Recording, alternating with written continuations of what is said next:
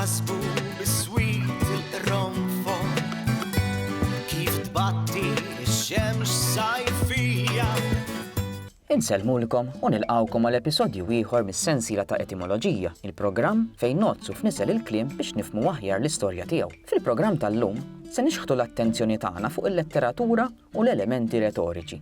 Fl-ewwel parti tal-programm, Kita Zoppardi se jkellimna fuq l-ironija u s-sarkażmu, waqt li fit-tieni parti tal-programm, David Aloisio se jagħtina informazzjoni fuq l-ironija drammatika. Min jaf kemm il-darba fid-diskors tagħna ta' kuljum kellimna b'mod ironiku jew sarkastiku biex ninku, indaħku, inħallu impatt akbar jew biex nenfasizzaw fuq il-punt li nkunu nixtiequ nwasslu. L-ironija hija figura tat-taħdid li permezz tagħha rridu nimplikaw l-oppost ta' dak li qed ngħidu. B'konsegwenza ta' dan, il-kliem li nużaw fil-każ tal-ironija ma jinftihemx fit-tifsir letterali tiegħu. L-intonazzjoni u l-ironija jimxu jitfit għax it-ton ta' kif ngħidu d-diskors tagħna jagħmel differenza kbira. Mod ngħidu b'ton normali li Mario huwa bravu u nagħtuh il-proset għax rebaħ premju lokali. U mod b'ton ironiku nagħtu l-proset lil xi ħadd talli għal darb'oħra nesa jġiblek oġġett importanti. Proset għalik, erġajt insejtu. Huwa importanti li meta tintuża l-ironija, iż-żewġ kelliema jkollhom kuntest tajjeb tas-sitwazzjoni għax inkella is-sens jaf ma joħroġ daqshekk b'saħħtu. L-ironija f'ħajjitna inħossha tintuża wkoll għall-umorizmu. Ħafna kummedjanti japplikawha biex jesaġeraw il-punt tagħhom ħalli ċ-ċajta toħroġ aktar. Jekk inħarsu wkoll lejn il-versi popolari tradizzjonali Maltin, naraw kemm l-ironija hija mħaddma l-ħin kollu. Meta l-ewwel semmejna l-prosetijiet u l-bravuri ta' Mario, ġewni f'moħħi dawn il-versi. Bravu Ċirillu, għalhekk jgħidulu hekk, kakka f'qalzietu u mesaħ fil-ġlek. L-ironija permezz tal-kelma bravu toħloq effett ċajtir mhux mistenni u l-qarrej jitbissem meta jirrealizza bid-distak li jinħoloq bejn is-suppost erf ta' Ċirillu u l-imġiba umiljanti sussegwenti. Jiġifieri li jagħmel taħtu u mesaħ fil-ġlek tiegħu. Tlaqna issa nisimgħu aktar dwar l-ironija u s-sarkażmu. Kif tbatti ix-xemx sajfija.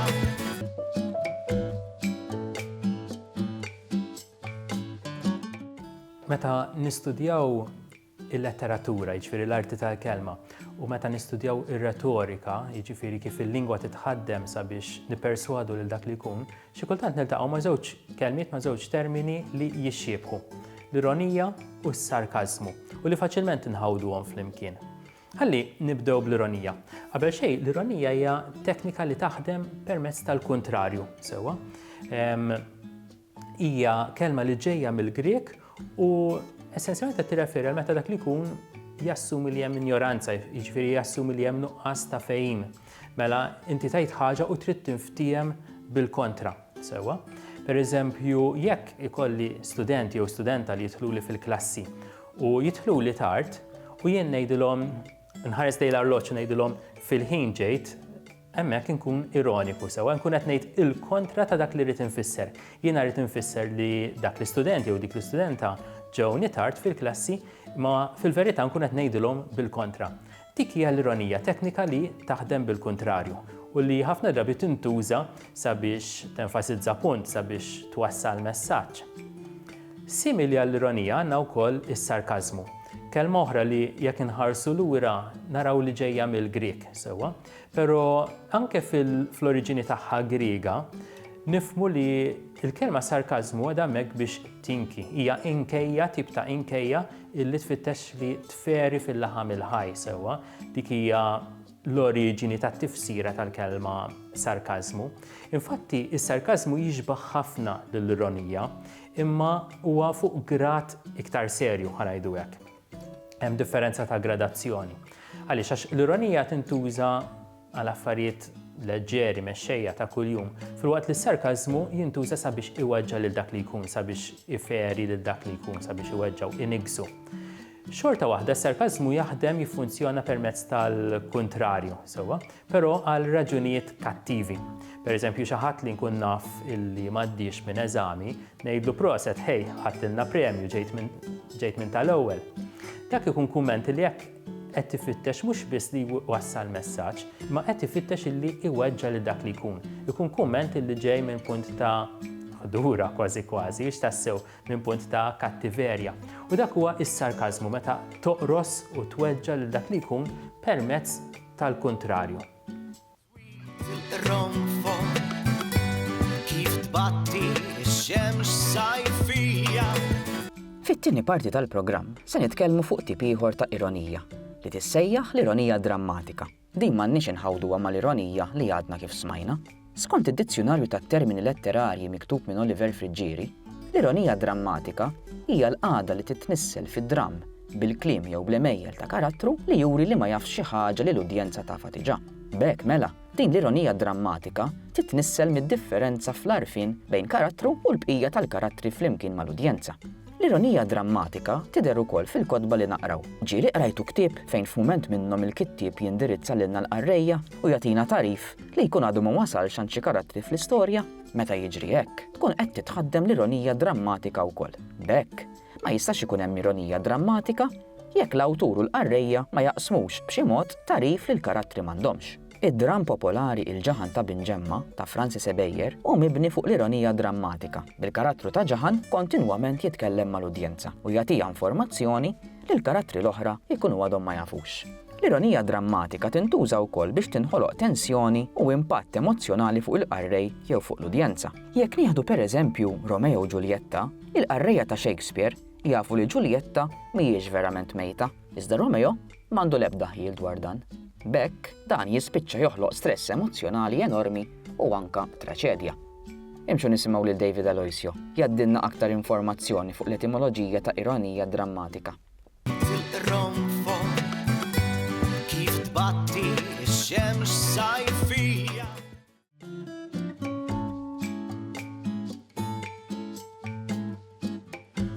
Il-terminu ironija drammatika, terminu magħmul minn żewġ kelmiet. Ironija, ħafna nies jafu le ironija nuża ton ironiku, jiġifieri ġejja mill-Grik eironea. Jiġifieri qed ngħid u nifhem xi ħaġa differenti. Tajjeb qed ngħidlek ħaġa imma f'moħħi għandi ħaġa oħra, mela qed ngħid l-oppost. Qed nirrexta li jien ignorant, qed nirrexta li jiena ma nafx it-tifsira imma f'moħħi għandi xi ħaġa oħra, ħa nispjega ruju forsi qed inkun diffiċli. Billi immur mal-ewwel anke għall-terminu tagħna, ironija drammatika. L-ewwel nett it-tieni parti drammatika għax din oriġinat mid-drama. Tajjeb, għadna ironija ġejja mill-Grik, ħafna termini letterarji fil-fatt u dawk li għandhom x'aqsmu mal-arti ġejjin mill-Greċja u vera. Iva, oriġinat fid-drama, meta fuq il-palk l-atturi ikollhom informazzjoni inqas mill-udjenza. Xi ġifieri? Ġifieri ikun hemm mument ironiku. Tajjeb, pereżempju, ħanagħtu eżempju ħalli niftehmu, ikun hemm l-atturi, tajjeb, wieħed minnhom fix-xena ta' qabel kien qalilna illi f'moħħu għandu li joqtol lill-karattru, lill-attur ħanajdu karattri, lill-karattru ieħor. Tajjeb, mela l-udjenza diġà hija mobbija b'dik l-informazzjoni.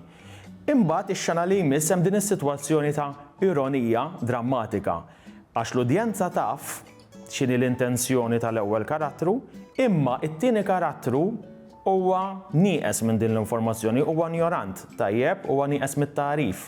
Allura tinħoloq, speċjalment fid-drama fejn beda dan it-terminu, tinħoloq din is-sitwazzjoni stramba imma fl-istess ħin li tintuża ħafna hija effettiva ħafna, tajjeb, għax l-udjenza qiegħed tinvolvija, l-udjenza qiegħed tagħtiha din l-informazzjoni, imbagħad l-udjenza tkun attenta, il-pubbliku lej jkun attent għal kif ħajreaġixxi t-tieni karattru li ma jafx.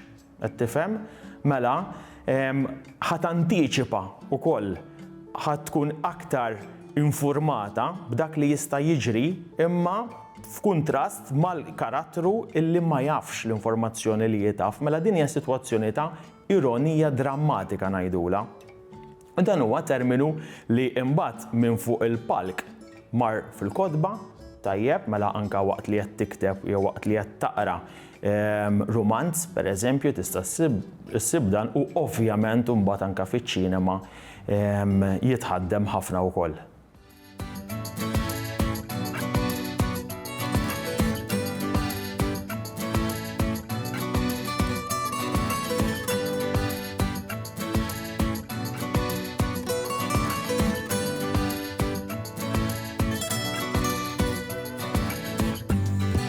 Tasbu bis-swit il-ronfo kif tbatti الشمس صيفية